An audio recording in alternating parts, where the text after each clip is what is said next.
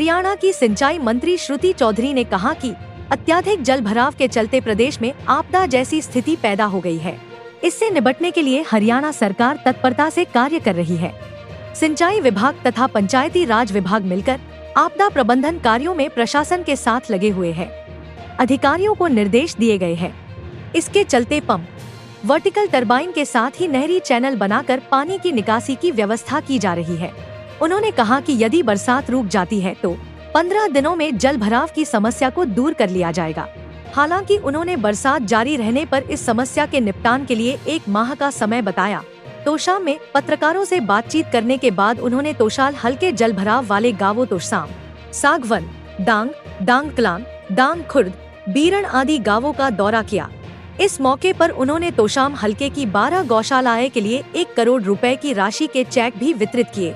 श्रुति चौधरी ने कहा कि किसानों को जो फसलों का नुकसान हुआ है उसके लिए ई क्षतिपूर्ति पोर्टल के माध्यम से आंकड़े जुटाए गए हैं तथा पानी निकासी के बाद नुकसान वाले क्षेत्रों में मुआवजे की व्यवस्था की जाएगी। उन्होंने कहा कि मुख्यमंत्री नायब सिंह सैनी खुद जल भराव वाले क्षेत्रों पर नजर रखे हुए हैं। मुख्यमंत्री ने तोशाम क्षेत्र में हुए जल भराव को लेकर उनसे बातचीत की है। इसके अलावा मुख्यमंत्री मकानों व पशुधन को हुए नुकसान के मुआवजे की बात भी कह चुके हैं। उन्होंने कहा कि सिंचाई विभाग जल भराव की स्थिति से निपटने में लगा हुआ है। पंजाब में बाढ़ का मुआवजा हरियाणा से अधिक दिए जाने के प्रश्न पर उन्होंने कहा कि पंजाब में बाढ़ की स्थिति ज्यादा खराब है। वहीं SYL का पानी पंजाब द्वारा हरियाणा को न दिए जाने के चलते पंजाब में बाढ़ जैसी स्थिति पैदा हुई है। इस सवाल पर सिंचाई मंत्री श्रुति चौधरी ने कहा कि यह एक राजनीतिक मुद्दा है। फिलहाल राज्य सरकार की प्राथमिकता हरियाणा के बाढ़ ग्रस्त क्षेत्रों से पानी निकालने की है। प्रधानमंत्री नरेंद्र मोदी के पंजाब दौरे के प्रश्न पर उन्होंने कहा कि प्रधानमंत्री हरियाणा के हितों के लिए भी प्रतिबद्ध रहते हैं। उनका दौरा किस राज्य का है, यह प्रधानमंत्री का अधिकार क्षेत्र है। इस बारी जैसे आप सबको पता है कि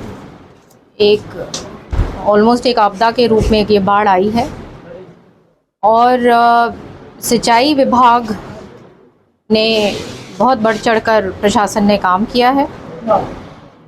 और यहाँ पे जैसे आपको पता है कि तोशाम में सागबन जैसे है, डांग कला, खुर्द, बीरन, ये गांव हैं जो प्रभावित हैं, जहाँ पे आबादी में भी पानी आ गया है। क्योंकि आपको पता है कि ये इलाका ऐसा है कि दोनों तरफ से पानी यहाँ पे आता है और लो लाइंग एरिया है, तो पानी यहाँ पे इकट्ठा हो जाता है। और पीछे क्योंकि सारा की सारा जो डी वाटरिंग प्रोसेस भी सैचुरेटेड है, तो यहाँ पे प्रशासन ज़ोरों शोरों से लगा हुआ है। जहाँ पे पंप सेट्स, वर्टिकल टर्बाइन्स, यहाँ पे क्यूनेट से जो छोटे ये अब चैनल्स भी बनाएंगे जहाँ पे पानी निकाला जाएगा। और पूर्ण रूप से पंचायती राज भी लगा हुआ है। तो हर तरीके से यहाँ पे पूरा एडमिनिस्ट्रेशन, हमारे जो SC हैं वो सारे की सारे यहाँ पे 24 घंटे फील्ड में रहे हैं, DC साहब फील्ड में रहे हैं। तो और मैंने भी पूरा की पूरा जुड़ी रही हूँ कि क्या चल रहा है। CM साहब ने खुद बात करी तो शाम को ख़ास तौर पे लेकर, क्योंकि यहाँ पे आबादी में यहाँ पे काफ़ी जो सीधा जो पानी गया हमारे गांव में, तो उनको भी बहुत चिंता थी।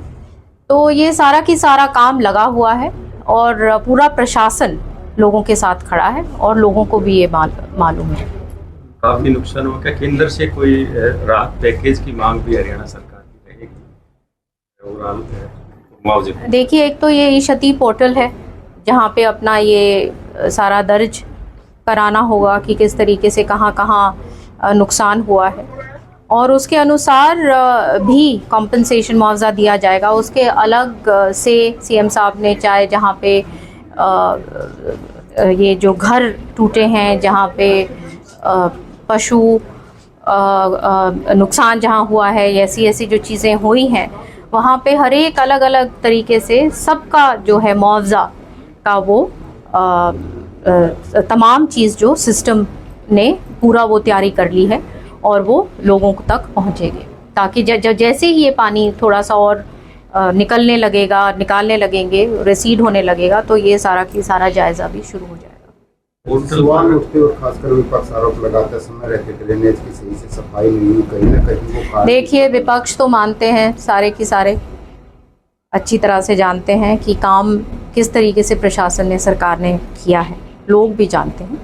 तो ये आपदा जो है आई है और इसमें तू मैं की कोई बात नहीं होनी चाहिए। ऐसे टाइम पर सबके साथ पूरा प्रशासन लगा हुआ है, लोगों के साथ खड़ा हुआ है। क्या आश्वासन देंगे, कब तक पानी निकल जाएगा? जो पीड़ित हैं मकान, देखिए, अगर बारिश आती रहेगी तो 1 महीना लगेगा आउटर लिमिट जो है, और अगर रुक जाती है बारिश तो 15 दिन में लगे हुए हैं। और इसके मैं आपको बताना चाहती हूँ आपके तहत को भी कि आगे के लिए भी अब लॉन्ग टर्म प्लान जो प्रोजेक्ट्स जो हैं कि इस तरीके से दिक्कत आगे ना आए, उसकी भी तैयारी हमने शुरू कर दी है। ई-क्षतिपूर्ति जो पोर्टल है उस पर अपलोडिंग और सत्यापन से संबंधित कुछ समस्या है, टेक्निकल समस्या उसको लेकर के क्या राज्य सरकार को थोड़ा प्रयास करना चाहिए? मेरी लगातार डीसी साहब से बात है, और जब भी अगर कोई मेरे पास कोई ऐसी कंप्लेंट आती है तो लगातार मैं प्रशासन के साथ मेरा वो है एक्सचेंजेस हैं, और कोई ऐसी बात अभी आई नहीं है। मेरे ख्याल से पोर्टल अभी ठीक चल रहा है। पंजाब में 20,000 हरियाणा सरकार जो है 7 से 15 के करीब मुआवजा रहा है। वैसे बड़े मुआवजे की जो बात करते हैं वो कैसे नहीं? जैसे मैंने कहा कि हमारे लोगों के लिए पूर्ण रूप से हम लोग यहाँ पे खड़े हैं, और ये जो व्यवस्थाएं बनाई गई हैं उनके तहत पूर्ण तरीके से लोगों की संतुष्टि होगी और उस तरीके से काम किया जाएगा। पंजाब के अंदर क्योंकि वहाँ पे आपको पता है कि स्थिति बहुत ज़्यादा ख़राब है, और यहाँ पे ये हरियाणा की स्थिति वैसी नहीं है, तो एक अंतर है उसमें।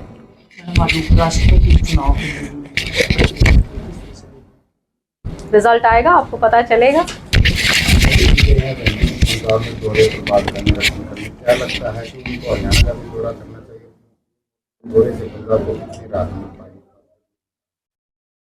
प्रधानमंत्री जी हैं, उनका पूरा देश है, और हरियाणा में तो वो बार बार आए हैं और आते रहे हैं, तो वो उनका कहाँ प्रोग्राम बनता है मैं उसके ऊपर कैसे मैं जवाब दूं। लेकिन प्रधानमंत्री जी जहाँ तक हरियाणा का सवाल है, पूरा हमेशा प्रतिबद्ध रहते हैं हरियाणा के प्रति।